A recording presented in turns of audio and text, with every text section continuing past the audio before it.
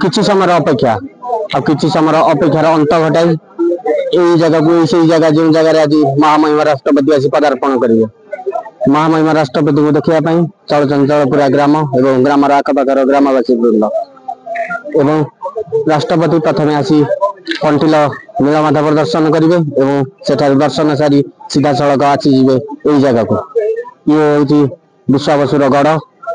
कालियापल्ली यही राष्ट्रपति आसी आमर यज्ञ कुंडर पूर्णाहुति देवे एवं तापर सभा कार्य योगदान करेंगे। चलतु लोक मान किसी प्रतिक्रिया नवा बेहरा कालियापल्ली आज आपनकर जो कार्यानुष्ठान चलती कार्यक्रम ये कौन पाई करते आज आम महाराष्ट्र राष्ट्रपति आमरे कौन आछले कौन हबार प्रोग्राम आज्ञा प्रोग्राम जहाँ हम गरीब लोक आदिवासी लोक तापर जहाँ करेंगे पूजा विधि सब चली आम तो एमती गरीब लोक तो आदिवासी लोक आम तो देखी पाना सरकार बापर भगवान को महबार आज आज्ञा अच्छा राष्ट्रपति गुहारी आज्ञा गुहारी बोली तो घर द्वार जी करेंगे भल मत जी करेंगे आम कथा देखिए जी चाहिए रूम को कौन कह आज्ञा पूजा कार्यक्रम आज्ञा दुटार हम पूजा राष्ट्रपति दुटार आसिक पहुंचे सीधा सड़क पूजा मंडप को आज्ञा पूजा मंडप सभा मीटिंग हाँ से आम भी भारी खुशी लगुच आम अंचल को भी भारी जिला को भारी खुशी लगुच आम पंचायत भी खुशी लगुच आ कि असुविधा ना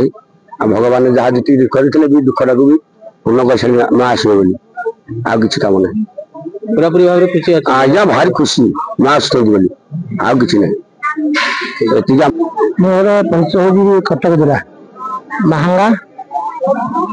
बिलेश्वर मठ बनाजी गोविंद चंद्र दास महाराज आसबार कारण महामहिम राष्ट्रपति आसभाग्यर कथा ओडार गोटे महान कथा हुए ये ब्रह्म जन्म स्थान ये विश्वाबसु राजा थे से ब्रह्म पूजा कर जगह ब्रह्म जन्म होती कि से नीलमाधव रूप चिन्ह जगन्नाथ धाम आज से लोकित होती महाभाग्य आम आज बहुत आनंदमय दिन आज अष्टपदी होपर से यज्ञ कर्म हो समस्त उत्साह आनंद अच्छे समस्ते आज प्रोग्राम तो अष्टपदी के सब महिमा जगह टी बुआ जी कौन प्रकृता देवे देश किसी कहवाटा प्रथम मोर आसा प्रथम ना देखी पाखे देखी आज पाखे देखी जुगर कथा सियाल भगवान श्रीकृष्ण जरासर मातृस्वर से जगह दर्शन करुचु महाप्रभु बस्तर जगन्नाथ श्रीकृष्ण बसी थे ताकि देखुचे आगे बहुत उत्साह आनंद अच्छे।